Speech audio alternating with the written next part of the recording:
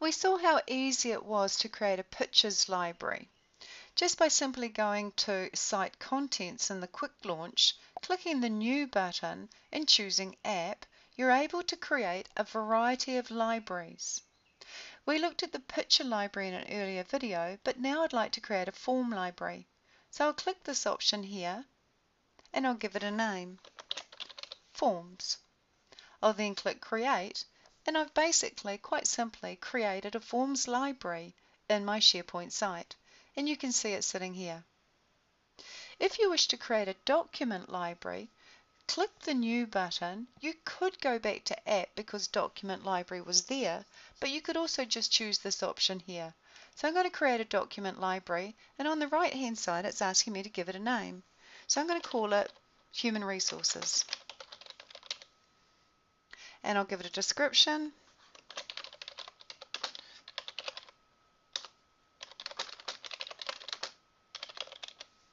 And I do want to show it on the site navigation. So if I click Create,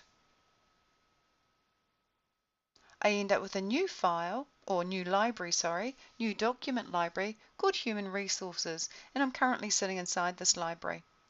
I've also here got it in my Quick Launch navigation. If I go back to my site contents, I can see that I've actually got a document library called Human Resources, now showing in my site contents. So it's very easy to create document libraries, but make sure you don't create too many libraries. You really don't want to make it too overwhelming for new users to be able to try and find files. Also, when you create a document library, give it a name that implies exactly what the library contains. So, for example, it's quite clear that this document library contains human resource information. If you want to create a folder, it's also very easy to create a folder. So I'm going to click on Human Resources and go into this document library. If I then want to create a folder for storing files in, I can simply go to the New button and choose the option Folder. I'll name the folder Job Descriptions. And I'll click the Create button. And I've simply created a folder inside of the document library called Human Resources. When it comes to creating folders, make sure that you don't nest too many folders inside of folders. This can often hide things from users.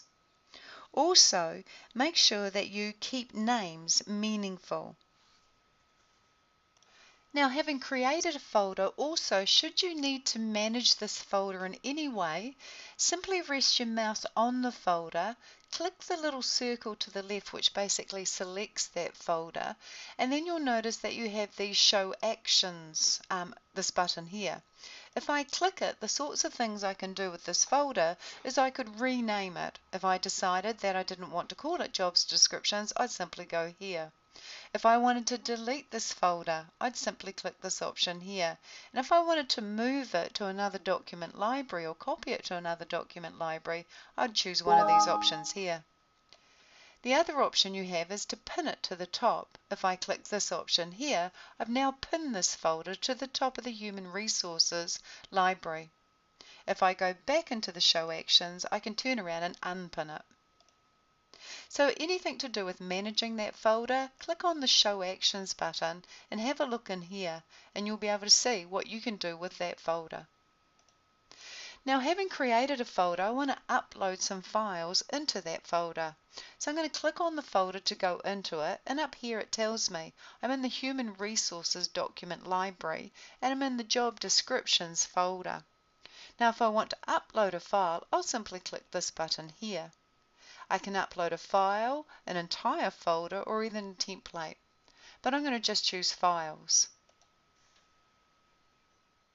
I'm then going to locate, and I'll choose the file I want to upload, and I'll click the Open button. And now what I'll find is it says here that it's uploading one item. If I click that particular option, I would have seen how it was progressing, but it was so quick it's actually automatically gone into this folder. If when you're uploading files you want to upload more than one file, simply go back to the Upload button, go back to Files, and the sorts of options you've got are you can go Control A and that will in fact select all of the files in this folder. Or click on a file, hold the Control key, and choose 2, 3, or 4 files that you want to upload. So you can go Control A to select all, or you can hold the Control key and select certain files, or you can click the first file, hold the Shift key, and click the last file. And that range of files will be selected, and you'd be able to effectively upload that file. So I'm just going to choose some random ones just so you see how it behaves. I'm going to click on this file, hold the Control key, click on this file and this file. Now when I go open, here it says uploading 3 items, and if I click on it, I can see the progress. I can hit the X if I want to cancel the upload of any particular file, or I could hit this X if I wanted to cancel the uploading of all 3 files. This one is now done. These 2 are slowly getting there, and also in the background here I can see that the files are appearing. This one here is now done. And lastly, it's just doing the final uploading of this file here. I now see all 3 are done. I can hit this X to close this details panel, and I can see that it's uploaded all these files. This little 3 blue lines tells me that this has just recently been done. So these are new additions if they've got the 3 little blue lines. So it's very easy to upload a file just by hitting this upload option and choosing files. Now another way that you can upload a file is simply by dragging it.